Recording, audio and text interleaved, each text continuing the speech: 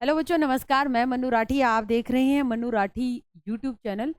EMRS विद्यालय भर्ती जिसकी परीक्षा की तिथियां आ चुकी हैं, तो उसमें पीजीटी की परीक्षा अब जल्दी है और अगले हफ्ते जो है आपकी टीजीटी की परीक्षा है।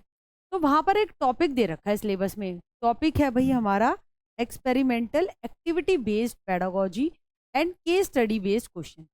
अब अगर हम बात करें तो पीजीटी में ये टॉपिक 5 मार्क्स का है और टीजीटी में ये 10 मार्क्स का है। तो भाई अच्छा खासा वेटेज है इसका। तो सवाल किस तरीके से पूछे जाएंगे? देखिए, एक तो मैं इसके लिए कहूँगी कि जो भी जिस विषय का एग्ज़ाम दे रहा है, जैसे मान लीजिए टीजीटी साइंस है, तो साइंस पेडागोजी के क्वेश्चंस जो सीटेट में आए हुए हैं उनको ज़रूर करके जाए। एसएसटी है तो एसएसटी पेडागोजी के क्वेश्चन जो सीटेट के हैं उनको करके जाए, ठीक है? क्योंकि वो एप्लीकेशन बेस्ड पेडागोजी के क्वेश्चन ऐसे ही आते हैं लगभग। दूसरी बात ये, अगर पीजीटी विषय की तैयारी कर रहे हैं तो उसमें उसका हम कैसे शिक्षण शास्त्र की बात अगर हम करें तो DSSB के जो पीजीटी के पेपर्स होते हैं उनको तो सभी सॉल्व करेंगे ही। मैं मानती हूँ कि एमआरएस वाले बच्चे उनको ज़रूर सॉल्व करके जाएंगे, वो बड़े महत्वपूर्ण रहते हैं। और साथ ही साथ वहाँ पर आपके 10 मार्क्स जो होता है टीजीटी में भी और पीजीटी में भी 10 मार्क्स की उनके सब्जेक्ट की पेडागोजी आती है। जैसे हिस्ट्री तो हिस्ट्री की पेडागोजी, तो आप जब वो पूरा पेपर सॉल्व करेंगे तो वो आपके लिए हेल्पफुल हो जाएगा। आज मैं क्या करने वाली हूँ? आज मैं आपके साथ डिस्कस करने वाली हूँ इस टॉपिक में एक्सपीरियंशियल एक्टिविटी बेस्ड पेडागोजी, यानी अनुभवजन्य गतिविधि आधारित शिक्षण शास्त्र क्या होता है, उसकी एक समझ बनाती हुई लगभग ये आधे घंटे की क्लास रहेगी। क्लास अच्छी लगे तो क्लास को लाइक कर दीजिएगा। तो अब शुरुआत करते हैं। देखो बेटा, एक्सपीरियंशियल लर्निंग, एक्सपीरियंस अनुभव है ना, तो इसको हिंदी में हम कहेंगे अनुभवजन्य अधिगम। इसको बड़ा इंपॉर्टेंट बल भी हमारी राष्ट्रीय शिक्षा नीति 2020 भी देती है कि बच्चों के अनुभव बड़े इंपॉर्टेंट है, जो कि वो अपने घर से लेकर स्कूल में आ रहे हैं। और वो अनुभव भी इंपॉर्टेंट है जो कि हम बच्चों को स्कूल में दे रहे हैं, यानी जो उनके साथ एक्टिविटीज़ करा रहे हैं, छोटे बच्चों के साथ हैंड्स ऑन एक्टिविटीज़ करा रहे हैं। जो मिडल है टीजीटी वाला बच्चा, तो उसको साइंस है तो उसके साथ हम किस तरीके से प्रयोगशाला में गतिविधियां करा रहे हैं। तो और अगर हमारा एक्सपीरियंसेस, हम बच्चे को अगर एसएसटी पढ़ा रहे हैं टीजीटी में, तो बच्चे को हिस्टोरिक प्लेस पे लेके जाते हैं, तो वो अनुभव जो है वो उसको पढ़ने में कितने सहायक सिद्ध होंगे, उसको लेकर ये सारी बात है। तो the process of teaching and learning through doing activities, अगर हम बात करें कि गतिविधियां, ऐसा नहीं है कि निष्क्रिय है बच्चा, टीचर टीचर बोले जा रही है और बच्चा सिर्फ सुने जा रहा है। इस तरीके की ना तो पेडागोजी आज की डेट में इन है, वो आउट हो चुकी है। बेटा नेगेटिव तरीके से देखकर आना, लेक्चर मेथड, टीचर टीचर बोल रहा है, बकवास। जगमग फिलॉसफी, टीचर ज्ञान का जग्गा है, बच्चा खाली मग्गा है, बेकार। व्यवहारवाद, बी से बाय बाय, बी से बिहेवियरिज्म। रचनावाद, सामाजिक रचनावाद जिसमें वाइगॉट्स की बच्चों की कल्चर की सांस्कृतिक परिवेश को बड़ा इंपॉर्टेंस देते हैं, उस चीज को हमें बल देते हुए आंसर लगाने हैं। ठीक। True experiences approximating real life situation, लगभग रियल जीवन से जुड़ते हुए। ठीक है, तो अनुभव जो वास्तविक जीवन परिस्थिति से जुड़े।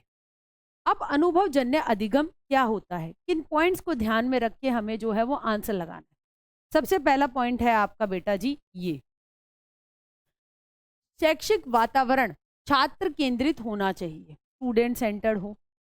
छात्रों को अपने सीखने को नियंत्रित कंट्रोल करने दे दीजिए, इंडिपेंडेंट लर्नर्स बनाने दीजिए। ठीक है, उनको स्वतंत्र अधिगम करता जो सिर्फ क्लास क्लास में ना पढ़े, आप उन्हें असाइनमेंट दे तो उनको खुद से ये हो कि हाँ जी मुझे ये चीज़ जाननी है, मुझे और ये इस चीज़ के बारे में डिस्कवर करना है, खोजना है, इसके और एस्पेक्ट्स के बारे में जानना है। तो इस तरीके की पढ़ाई होनी चाहिए। ये नहीं कि अरे बोझिल है यार, रटना पड़ेगा, स्कूल की पढ़ाई अलग है, घर की पढ़ाई अलग। छात्रों को सोचने, थिंकिंग, मूल्यांकन करने, निर्णय लेने, डिसीजन मेकिंग और ज्ञान निर्माण, नॉलेज कंस्ट्रक्शन में सक्षम बनाए। तो ये सब क्या दिखा रहा है, ये आज की पेडागोजी दिखा रहा है कि बच्चे को इस तरीके का बनाना है हमें। बच्चा निष्क्रिय होकर सुने जाए और आप बोले जाओ, वो बात नहीं है। अब सीखने के अनुभव को कोऑपरेटिव कोलैबोरेशन, कोलैबोरेशन होता है कि एक लक्ष्य को लेकर जब छात्र छात्राएं मिलकर काम करती हैं तो वो कोलैबोरेशन है। कोऑपरेशन है सहयोग, मिलकर काम करना। कोलैबोरेशन में लक्ष्य भी होता है। और स्वतंत्र बनाना, ठीक है। अनुभवात्मक अधिगम के सिद्धांत और प्रैक्टिस गैप कम करना, कि हम बात करे जाएं अनुभव दो, और पढ़ा हम उसी घिसे पिटे तरीके से रहे हैं कि क्वेश्चन आंसर लिख लो, बस बुक के ही क्वेश्चन आंसर करने हैं, ये मॉडल टेस्ट पेपर कर लो। नहीं, अनुभव कब ला पाएगा बच्चा? जब आप उसे ओपन एंडेड टास्क देंगे, यानी मुक्त रूपी प्रश्न देंगे उसे, जिसमें वो आप सारी चिंतन कर पाए, डाइवर्जेंट थिंकिंग, अपने विचार, अपनी सृजनात्मकता को निकाल पाए, है ना। ऐसे सवालों को भी सम्मिलित करना है। ठीक। Nature of learning and experience. अब देखिए, अधिगम और अनुभव, हम सबको पता है कि हम अनुभव से जो है हम बहुत कुछ सीखते हैं, है ना। तो experience is the foundation and the stimulus for learning.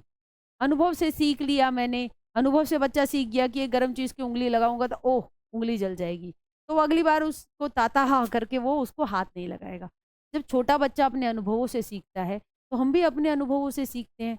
हर परीक्षा में जो हमारी, अगर हम असफल होते हैं तो वो हमें सिखाती है कि ये स्ट्रेटेजी फेल रही, मुझे अगली बार ऐसे नहीं करना है। तो ये बात तो जाहिर है और यही मनोविज्ञान भी कह रहा है।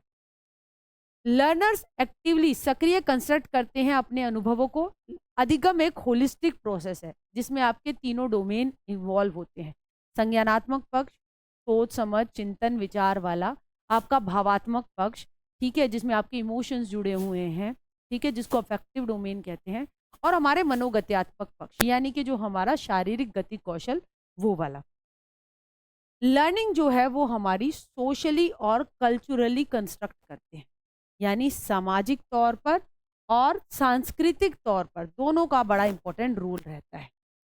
Learning is influenced by the socio emotional context in which it occurs, यानी हमारा सामाजिक और इमोशनल कॉन्टेक्स्ट अब बहुत ज़रूरी है। आप टीजीटी में पीजीटी में लगेंगे तो जो आपके अधिगम करता है वो एडोलोसेंट किशोर अवस्था वाले ग्रुप के हैं, तो उनकी नीड्स को समझना, उनके अंदर शारीरिक परिवर्तन आ रहे हैं, उनके इमोशंस, पीयर ग्रुप का बहुत ज़्यादा इन्फ्लुएंस है, तो आप किस तरीके से उनको डील करेंगे ये भी इंपॉर्टेंट हो जाता है। ठीक है, क्योंकि वो अल्टीमेटली आप जो कंटेंट सब्जेक्ट पढ़ाएंगे उसको भी काफ़ी इन्फ्लुएंस करेगा। ठीक है। अब एक लड़की है, आप मान लीजिए आप छठी से आठवीं में एक लड़की है जिसके पीरियड स्टार्ट हुए हैं, ठीक है, उसी दौरान आप पढ़ा रहे हैं, वो जिस फिजिकल चेंजेस उसके अंदर जो हो रहे हैं, बायोलॉजिकल चेंजेस, और आप पीछे पड़े हुए हैं कि पढ़ के नहीं आ रही, और वो पता नहीं उसको समझ नहीं आ रहा कि मेरे अंदर हॉर्मोन्स अलग अलग बदल रहे हैं, तो उस चीज़ को आपको भी समझना पड़ेगा कि बच्चों के अंदर परिवर्तन आ रहे हैं। इस अवस्था में जिसमें आप जिस अवस्था के बच्चों को आप पढ़ाएंगे उसमें ऑपोजिट सेक्स अट्रैक्शन बहुत ज़्यादा होता है, तो उस चीज़ को ध्यान रखकर क्लास कैसे इमोशंस को बच्चों को फ्रेंडली एटमॉस्फेयर में पढ़ाना है कि बच्चा जो है वो पढ़ाई को भी इम्पोर्टेंस माने, है ना, ऑफ ट्रैक ना हो, गलत आदतों में ना पड़े, उसके लिए टीचर का बड़ा इंपॉर्टेंट रोल हो जाता है। अब देखिए थियरिस्ट एंड एक्सपीरी एक्सपेरिमेंटल एलिमेंट्स, ठीक है। तो अगर हम बहुत सारे थियरिस्ट की बात करें, ठीक है, तो उन्होंने एक्सपीरियंशियल, अगर हम यहाँ पे लिखे एक्सपीरियंशियल एलिमेंट्स, ठीक है, उन्होंने कौन से अनुभवजन्य एलिमेंट्स की बात की है। भाई देखो, थियरिस्ट सभी जितने हैं हमारे, अगर हम बात करें आपके वाइगॉत्स्की की, तो उन्होंने भी कहा है कि सामाजिक और कल्चरल अनुभव बड़े इंपॉर्टेंट होते हैं, उन्होंने इसकी इंपॉर्टेंस बताई है। पियाजे, उन्होंने कहा है कि बच्चा एक्टिवली कंस्ट्रक्ट करता है नॉलेज, एक लिटिल साइंटिस्ट है। तो experience on action of world, इसकी बात पियाजे ने भी की है। विश्व में क्रिया करके अनुभव प्रदान सी अनुभव लेता है बच्चा, जिसमें आपका एडेप्टेशन होता है, यानी कि अनुकूलन, एसिमिलेशन यानी पुराने स्कीमा से काम चलाना, आत्मसातीकरण, और अकोमोडेशन यानी समायोजन, नए स्कीमा बनाना या पुराने स्कीमा में संशोधन करना। इसके बाद आगे लैब एंड वेंगर, इन्होंने 1991 में कहा कि एक्सपीरियंस ऑफ कम्युनिटी यानी समुदाय के अनुभव भी बड़े इंपॉर्टेंट है, और इस तरीके के समुदाय के अनुभव की क्लास में किसी समुदाय से बंदे को बुलाकर वो अपने अनुभव शेयर कर रहा है, तो इसको लेकर बड़े इंपॉर्टेंट माना है एनईपी 2020 ने भी। ब्रूनर 1996 में कहते हैं cognitive social and cultural experiences, संज्ञानात्मक सामाजिक और सांस्कृतिक अनुभव, और बेंडूरा विकेरियस एक्सपीरियंसेस को भी बड़ा इंपॉर्टेंट मानते हैं। तो अल्टीमेटली हमने देखा सब अनुभवों को इंपॉर्टेंट मान रहे हैं। आगे अगर हम बात करें तो रैशनल एक्सपीरियंशियल लर्निंग, इसको लेकर बड़े प्रवर्तक थे हमारे John dewy. John dewy progressive education, प्रगतिशील शिक्षा, लर्निंग बाय डूइंग, हाथ से काम करना, है ना, और प्रोजेक्ट पे इन्हीं के स्टूडेंट किला पेट्रिक ने काफ़ी काम किया। तो जॉन डुई पता है क्या कहते हैं? वो कहते हैं कि रिफ्लेक्शन, चिंतन एक रैशनल प्रोसेस है जो शुरू होता है जब हम समस्या को अनुभव करते हैं। फिर हम क्या करते हैं, सीरियस और सिस्टमैटिक कंसिडरेशन देते हैं। सपोर्टिंग ग्राउंड्स को देखकर हम फर्दर कंक्लूजन्स बनाते हैं जो कि हो सकते हैं। तो अल्टीमेटली हर चीज़ को समस्या की तरह देखा, फिर उसको सॉल्व किया, है ना, और अनुभव आ गया, ठीक है। अब ये बात उन्होंने कही, हाँ ठीक है, मगर इस चीज़ को लेकर भी काफ़ी क्रिटिक रहे, ठीक। और एक क्रिटिक से पहले मैं ये कहूँगी, इन्होंने कहा है कि हमारा सचेतन चिंतन इम्पॉर्टेंट पार्ट है हमारा एक्सपीरियंशियल लर्निंग का, कि भाई हम हमेशा अनुभव के बाद सोच समझकर भाई विचार करते हैं, उस पे सचेतन चिंतन करते हैं कि ये इस अनुभव से हमें क्या सीखने को मिला, क्या इस अनुभव से समस्या का समाधान हुआ या नहीं हुआ, ठीक है। तो we consciously reflect on that. मगर इनके क्रिटिक क्या कहते हैं, बहुत सारे अनुभव जरूरी नहीं प्रॉब्लम हो जिनका एंड में सिस्टमैटिक साइंटिफिक एनालिसिस कर पाए। ज़रूरी नहीं है कि हर समस्या में तब्दील हो हमारी हर बात, ठीक है। और एक और बात की गई कि जो हमारे हर अनुभव जो है वो समस्या में तब्दील हो। और अनुभव और रिस्पॉन्सेज कई बार मैसी होते हैं, कई बार अनप्रिडिक्टेबल होते हैं, इनकोहेरेंट होते हैं। तो ये क्रिटिक रहा, फिर भी जॉन डुई के काम को नकार नहीं सकते। प्रगतिशील शिक्षा में उनका बहुत बड़ा नाम है, ठीक है। इसके बाद अगर हम बात करें एक्सपीरियंशियल लर्निंग के, भाई फ़ायदे क्या है? अनुभव से बच्चों को सिखाओगे, क्या फ़ायदे हैं? एक्सीलरेटेड लर्निंग होगी, ठीक है, स्पीड में सीखेगा। सेफ लर्निंग इन्वायरमेंट मिलेगा, अगर अनुभव से सिखाओगे तो उसको लगेगा अरे मेरी भाषा की भी बात हो रही है क्लास में, है ना। माइंडसेट में परिवर्तन आएगा, इंक्रीज टीम वर्क और मिलकर एक लक्ष्य को लेकर काम करेंगे। अर्थपूर्ण चीज़ों को रिटेन कर पाएंगे, ये नहीं कि बस इंफॉर्मेशन जानकारी है जो दिमाग में लोड लेके बस बांध ली है। Learning beyond the classroom, class से परे होकर बाहर से जीवन से जोड़कर जो है शिक्षा को देख पाएंगे। इसके बाद आ गया अनुभव जन्य अधिगम से जब हम पढ़ाते हैं तो ये एक तरीके का जॉयफुल लर्निंग है, हंसी खुशी में बच्चा सीख लेता है ना। आर्ट को भी हम इंटीग्रेट कर सकते हैं लर्निंग में, जैसे हम डिफरेंट टाइप्स ऑफ पेंटिंग्स जो हैं उनको जब हम art and culture of India पढ़ाएं तो हम इंटीग्रेट कर सकते हैं। एक्टिविटी बेस्ड होता है ये, स्पोर्ट्स को इंटीग्रेट कर सकते हैं हम लर्निंग में। इंक्वायरी बेस्ड होता है, खोज आधारित, सहयोगात्मक, सहयोगपूर्ण एक लक्ष्य को लेकर हम काम कर सकते हैं। और देखिए असेसमेंट एज लर्निंग, इसमें सेल्फ असेसमेंट अनुभव होते हैं तो बच्चा खुद का भी आकलन कर सकता है कि मैंने सही कहा या नहीं किया, घर जाके दोबारा देख रहा है, मतलब सोच रहा है कि सही बोला क्या आज मैं, या उसका पीयर भी उसका असेसमेंट कर सकता है जब वो अपने अनुभव शेयर कर रहा है, नहीं ये इस तरीके से था क्या जो तू बता रहा है। तो मतलब एक तरीके से हमारे अनुभव जन्य अधिगम में आंकलन होता रहता है, ठीक है। अनुभव मिलते हैं कि नहीं ये चीज़ ऐसे नहीं करनी, ऐसे करके डाल के देख लेबोरेटरी एक्सपेरिमेंट में, तो पीयर आपको हेल्प कर देगा, है ना। एक्सपीरियंशियल लर्निंग अनुभव जन्य अधिगम क्या नहीं है, कक्षा में बस बहुत सी गतिविधियां करा ला, बस यहाँ पे कूद लो, यहाँ पे कुछ चमकीली चीज लेकर आ गए, ठीक है, बिना संदर्भ से जोड़े, बिना कंटेंट से जोड़े, ठीक है। तो वो आपका एक अच्छा अनुभव नहीं है। अनुभव तो वो चलिए कूद फाद के बच्चों को करा रहे हैं, मगर अगर हम एक सब्जेक्ट टीचर हैं टीजीटी पीजीटी में, तो हमें बहुत सोच समझ के कक्षा में इस तरीके के अनुभव, अगर हम मान लीजिए लेक्चर मेथड के थ्रू भी, अगर हम स्टोरी टेलिंग मेथड के थ्रू बता रहे हैं, तो वो जुड़े होने चाहिए एग्जाम्पल्स। ऐसे नहीं यूं ही कुछ भी फालतू आपने एग्जाम्पल दे दिया चलते फिरते, आपको वेल प्रिपेयर्ड होकर क्लास में एक एक एग्जाम्पल देना है।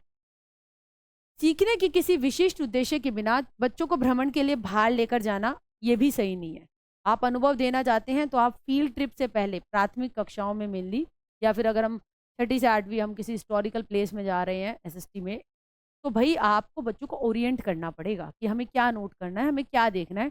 तो they will have a clear mind set what they are going to see there, ठीक है। तो इस चीज़ को वो ध्यान में रखेंगे और फिर आप आके क्लास में शेयरिंग कर सकते हैं अच्छी खासी।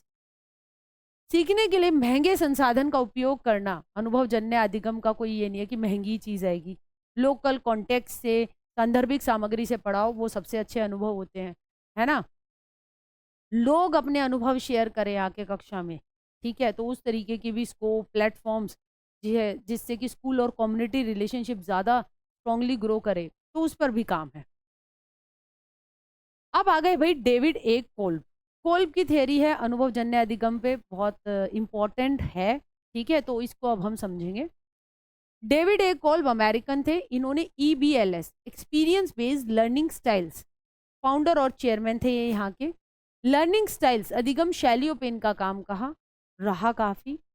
और एक्सपीरियंशियल लर्निंग, अनुभवजन्य अधिगम से लर्निंग बाय ट्रांसफॉर्मेशन की इन्होंने बात की। एक बड़ी फेमस स्टेटमेंट है इनकी जो परीक्षा के लिए काफ़ी उपयोगी है, यानी the process whereby knowledge is created through the transformation of experiences, यानी जो हमारे अनुभव है उनका, उनमें परिवर्तन आ रहा है, उससे जो हमने क्या किया है, उस प्रक्रिया से जो हमने ज्ञान निर्मित किया है, उन्होंने उस चीज को जो है वो कहा है कि वो है अनुभवजन्य अधिगम। कोल्ब की डेफिनेशन है 1984 में, ये इन्होंने दी थी, और ये है डेविड ए. कोल्ब, ठीक। एक्सपीरियंशियल लर्निंग के लिए इन्होंने कहा कि भाई एक जैसे साइकिल का चक्कर होता है, ऐसे इसमें 4 स्टेजेस होते हैं, ठीक है? 4 सेपरेट लर्निंग स्टाइल्स फिर उनके अंदर होते हैं, और फैक्टर्स इसको इन्फ्लुएंस करते हैं इस साइकिल को। भाई सामाजिक वातावरण वो तो करेगा ही, अनुभव समाज से आ रहे हैं ना। एजुकेशनल अनुभव जो आप दे रहे हैं, आपका बेसिक कॉग्निटिव स्ट्रक्चर, यानी कि दिमाग का कॉग्निटिव स्ट्रक्चर, भाई किस तरीके का आप चिंतन करते हैं, किस तरीके की आपकी सोच है, आपकी चीज़ों को देखने का आपका क्या पॉइंट ऑफ व्यू है, तो वो भी इन्फ्लुएंस करता है, ठीक है? तो अब हम इसकी ये साइकिल करेंगे एक्सपीरियंशियल लर्निंग की। एकदम से देखकर ये मत होना कि हाय मैडम इसको कैसे करेंगे। इसको करने का बहुत ही आसान तरीका है, मैं आपको समझा देती हूँ, ठीक है? तो सबसे पहले हम क्या करेंगे, इस चीज़ को हम ऐसे मान लीजिए मिटो देते हैं, ठीक है? देखिए, आप यहाँ पे देखेंगे येलो से 4 नाम लिखे हुए हैं, तो सिंपल सा इसको याद करते हैं। एक पत्नी, ठीक है? मैं जैसे संजीव सर को, आपके संजीव सर को कहती हूँ, सी, सी, सी, RO और AC दोनों खराब हो रखे हैं घर में। एक एक्टिव सा इलेक्ट्रीशियन बुला दो ताकि ये ठीक हो जाए। सी देखो, RO और AC खराब हो रखे हैं, एक एक्टिव सा इलेक्ट्रीशियन बुला दो घर में कि इनको ठीक कर दे, ठीक है? ये याद रखने के लिए किया है क्योंकि ये क्रम ऐसे ही है ना। CE क्या है? कॉन्क्रीट एक्सपीरियंस, मूर्त अनुभव जो सामने से आपको देखकर छूकर मिल रहे हैं। RO क्या है भाई आपका, कि जिन पे आप चिंतनात्मक अवलोकन, यानी आप ऑब्जर्व कर रहे हैं और उन चीजों पे चिंतन कर रहे हैं, ठीक है? कॉन्क्रीट अनुभव, आप किसी चीज को छूकर, देखकर, महसूस करके, और मतलब आप सामने जो है आपके सामने उपस्थित है। रिफ्लेक्शंस, आप अपनी ऑब्जर्वेशन, जो आपने कुछ देखा, उन चीजों के बारे में अब आप बैठ के सोच रहे हैं। तो रिव्यूइंग, रिफ्लेक्टिंग ऑन एक्सपीरियंस, आप रिव्यू कर रहे हैं, रिफ्लेक्ट कर रहे हैं। एब्स्ट्रैक्ट कॉन्सेप्चुअलाइजेशन, एब्स्ट्रैक्ट आ गया यानी अमूर्तीकरण, यानी जो सामने नहीं है, ठीक है? कॉन्सेप्ट आ गया यानी संप्रत्यय आ गए, जैसे अलजेब्रा की थियरम्स हो गई, ठीक है? जैसे फिजिक्स के लॉज हो गए, ठीक है? तो ये सारे अमूर्त संप्रत्ययों के ऊपर आप कंक्लूड कर रहे हो, यानी कि आप सारांश कर रहे हो, लर्निंग फ्रॉम द एक्सपीरियंस, और नए सिद्धांत की यहाँ पे बात। इसके बाद आ गया अब आप एक्टिव एक्सपेरिमेंटेशन, पढ़ लिया भाई, बहुत पढ़ लिया, ठीक है? कॉन्क्रीट एक्सपीरियंस लिए भाई, फिर इसके बाद सोचा, उन ऑब्जर्वेशंस पर सोचा, चलो बहुत सोचा, उसके बाद अमूर्त जो है अवधारणा भी सारी बना ली, अब चलो कुछ करके देखते हैं। तो एक्टिव एक्सपेरिमेंटेशन में करने से संबंधित है। तो सक्रिय प्रयोग, planning, trying out what you have learn, अमल में लाना जो चीज आपने सीखी है, ये आ गया। इसके बाद अगर हम देखें तो यहाँ पे बीच में आपकी 2 हरे रंग की ये लाइनें हैं, ठीक है? एक लाइन यहाँ से, अरे ये तो बड़ी मोटी जा रही है, ठीक है? अगर हम देखें एक लाइन ये जा रही है, इसको हम कहते हैं, ठीक है, ये जो हमारा ऐसे जा रहा है यानी एक्स एक्सिस, प्रोसेसिंग कंटिन्यूम, यानी प्रोसेसिंग जो प्रक्रिया हो रही है। और यहां से लेकर यहाँ ऊपर से नीचे जो जा रहा है वाई एक्सिस, इसको हम कहते हैं परसेप्शन कॉन्टिन्यूम। मैं आपको समझाती हूँ ये क्या क्या है। देखिए, प्रोसेसिंग कंटिन्यूम है कि how we approach a task, हम कैसे उस चीज को प्रोसेस करते हैं, ठीक है। और परसेप्शन है कि आपका, हम परसीव कैसे करते हैं, देखते कैसे हैं, और उस चीज को लेकर हम फिर कैसे रिएक्ट कर रहे हैं। इमोशनल रिस्पॉन्स, संवेगात्मक प्रतिक्रिया, हाउ वी फील और थिंक अबाउट इट, ठीक है, ये उससे जुड़ी हुई बात है। अब इसके बाद आ गया भाई, यहाँ पे 4 लर्निंग स्टाइल्स हैं यहाँ पे। एक है आपका डाइवर्जिंग यानी अपसारी, ये हो गया डी से, ठीक है। यहाँ पे डाइवर्जिंग है, अपसारी यानी नए नए विचार, सृजनात्मक वाला बंदा वो, ठीक है। इसी के यहाँ पे उल्टा, यहाँ पे लिख दो सी कन्वर्जिंग, अभिसारी, जो एक ही जवाब ऐसे काम करता है, ठीक है। यहाँ पे आ गया एसिमिलेटिंग, यानी कि क्या कर रहा है कि अपने अंदर अंदर लेने वाला बंदा, ठीक है, ठीक, जिसमें जो वॉच और थिंक करता है। और यहाँ पर आ गया अकोमोडेटिंग, यानी बस महसूस किया और भाई कर डाला, ठीक है, चल मेरे भाई वहां उसको पीटने चलते हैं।